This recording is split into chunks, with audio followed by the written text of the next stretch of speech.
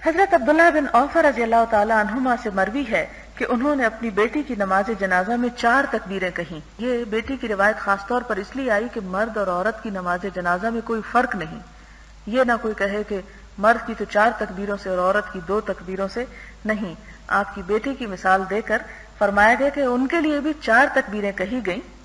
چوتھی تکبیر کے بعد آپ نے اتنا قیام کیا جتنا قیام 2 تکبیروں کے درمیان کیا جاتا ہے۔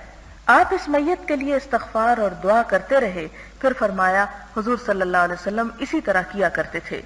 ایک اور روایت میں ہے آپ نے چوتھی تکبیر کہی اور کچھ دیر ٹھہرے رہے، حتیٰ کہ میں نے گمان کیا کہ آپ 5ویں تکبیر کہیں گے۔ پھر انہوں نے دائیں جانب اور بائیں جانب سلام پھیرا۔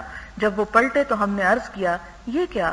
فرمایا میں تمہارے سامنے اس سے زیادہ کچھ نہیں کرتا جتنا میں نے حضور صلی اللہ علیہ وسلم کو کرتے دیکھا، یا فرمایا کہ حضور صلی اللہ علیہ وسلم نے اسی طرح کیا۔ ان احادیث کو پڑھتے ہوئے ایک بات آپ یہ ذہن میں رکھیں کہ جنازہ ایک مسلمان کا حق ہے۔ نماز جنازہ کا طریقہ قرآن پاک میں کہیں نہیں لکھا ہوا، اس کے لیے بھی ہمیں سنت رسول صلی اللہ علیہ وسلم سے استفادے کی ضرورت ہوتی ہے، اور اسی طرح جنازہ پڑھنا چاہیے جیسے کہ آپ نے پڑھا۔ اس میں آپ دیکھیں کہ کھڑے ہو کر جنازہ پڑھا جاتا ہے، بیٹھ کر یا اس میں رکوع نہیں کیا جاتا، اس میں سجدہ نہیں کیا جاتا۔